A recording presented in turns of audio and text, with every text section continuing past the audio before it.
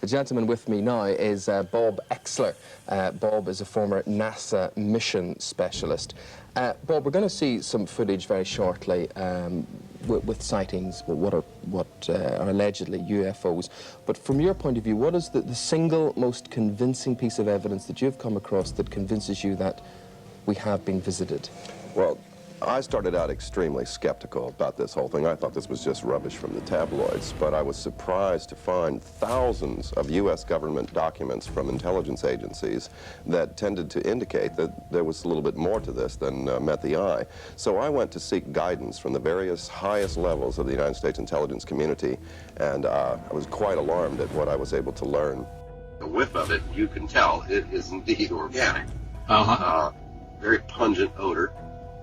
The material turned out to be something that, to my knowledge, science had not encountered before, which was a silica-based organism, as opposed to a carbon-based.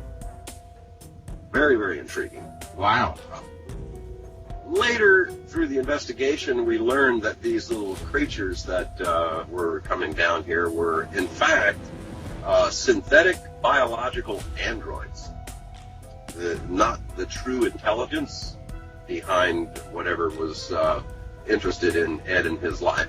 If you acknowledge a type of technology that renders fossil fuel-related industries obsolete, Yes. for example, you have grave consequences economically all the way around the world. Of course you do. All our values are rendered So useless and worthless then, yes. the determination was made that the only way to avoid this chaos would be through a slow indoctrination process over a matter of decades. A radio signal from another world.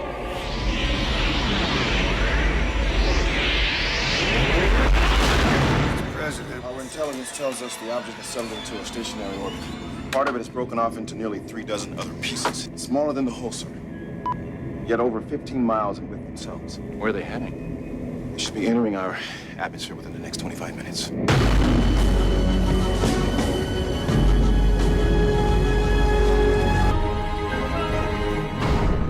What can make geometric shapes the size of a football field?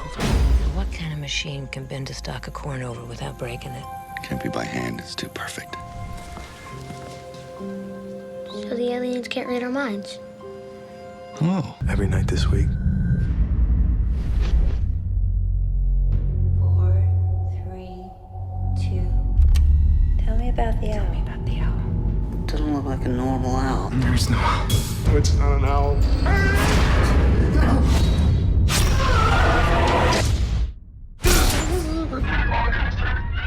That voice is speaking Sumerian, the oldest language in human history. You can go into any Sumerian exhibit and see etchings and sculptures of men in spacesuits and oxygen masks. Houston, this is Discovery. We still have the alien spacecraft under observance. Since 1947, when the term unidentified flying object was first coined, the American government is believed to have had more than a passing interest in UFOs. There have even been reports they've seized alien aircraft for secret testing, but it's never been confirmed. Now, for the first time, comments made by a former military intelligence chief seem to imply that at least some of the rumors could be true. Do you anticipate that any of the recovered vehicles would ever become available for technological research outside of the military circles? 10 years ago, the answer would have been no. Yeah. Whether as time has evolved, they're beginning to become more open on it, is a possibility. A short time later, Bob Exler received this call. Mr. Exler, this is Tom King in Admiral Inman's office. Yes, you would be breaching confidence and/or violation of the secrecy laws in discussing his involvement in any matter. Like, I mean, grays? Honestly? They're non-organic synthetic bodies. Just a vessel for consciousness to operate through them. It's not like a naturally grown physical conscious being. It's just a vessel for, you know, consciousness to take a physicality. Two people come to me that say that the Tic Tac is a Lockheed Martin creation. The latest person that came to me says he has video of the first, second, and third iteration of the Tic Tac, and he's going to show me. So I'm trying to set that up.